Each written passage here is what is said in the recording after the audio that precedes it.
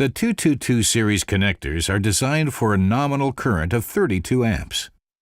All of these connectors not only exceed the relevant normative requirements, but also provide an additional safety range compared to the normative minimum requirements. This safety range reflects WAGO's high-quality requirements while providing maximum safety even in exceptional circumstances. For example, even in the case of an invalid overload of several times the nominal current, the connector's functionality is provided beyond the stability of other equipment.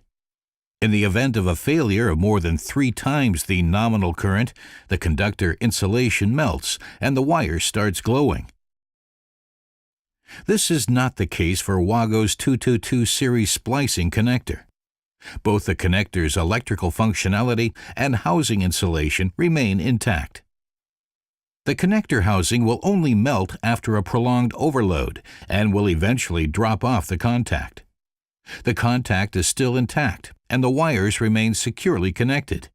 Even after such an extreme test, the contact points continue to meet the normative requirements in terms of contact quality. WAGO, quality from the inventor of spring pressure connection technology.